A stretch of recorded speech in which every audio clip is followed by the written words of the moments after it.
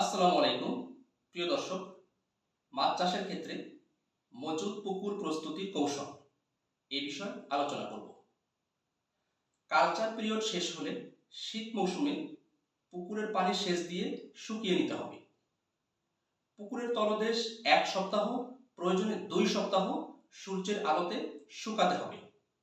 এমনভাবে শুকাতে হবে যেন পুকুরের তলদেশে মাটি ফেটে চৌচির হয়ে যায়।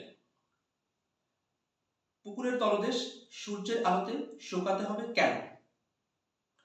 পুকুরের তলদেশ রোদে শুকালে সূর্যের তাপে এবং আল্ট্রাভায়োলেট রে বা অতি বেগুনি রশ্মির প্রভাবে রোগ জীবাণু যেমন ক্ষতিকর ব্যাকটেরিয়া, ভাইরাস, ফাঙ্গাস এগুলো ধ্বংস হয়ে যায়।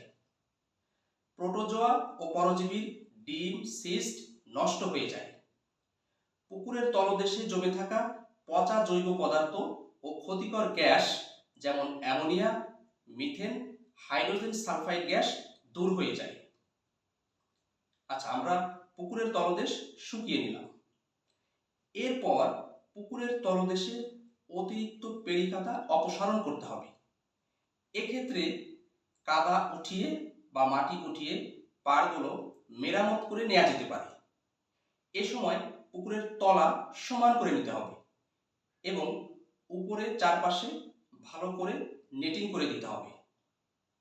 মাটি কাটার পর প্রতি শতকে 50 থেকে 100 গ্রাম হারে ব্লিচিং পাউডার পরিমাণ মতো পানির সাথে মিশিয়ে সমস্ত পুকুরের তলদেশে ছিটিয়ে দিতে হবে। পুকুরের তলদেশে জমে থাকা পচা জৈব পদার্থ ও পেড়ি মাটি বিবেচনা করে ব্লিচিং পাউডার প্রয়োগ করতে হবে।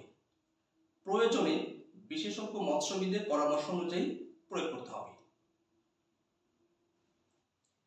এরপর পরদিন প্রতি শতকে 500 গ্রাম হারে পাথরের চুন পরিমাণ মতো পানির সাথে মিশিয়ে সমস্ত পুকুরে ছিটিয়ে দিতে হবে।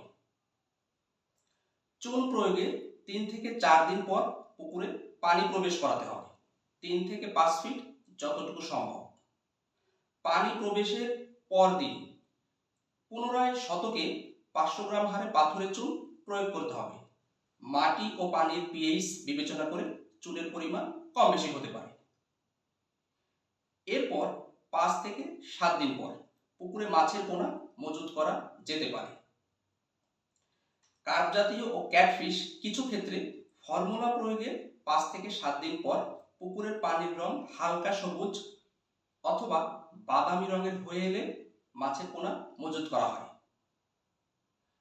পুকুরে পোনা মজুদের পূর্বে প্রয়োজনে বায়ো অ্যাসিড টেস্ট করে নিতে পারেন।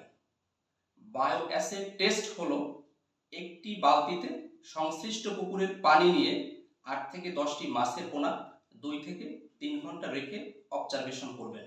যে চাষি যত বেশি ভালো করে পুকুর প্রস্তুত করতে পারবেন তার পুকুরের মাছ তত রোগমুক্ত থাকবে। সবাইকে ধন্যবাদ।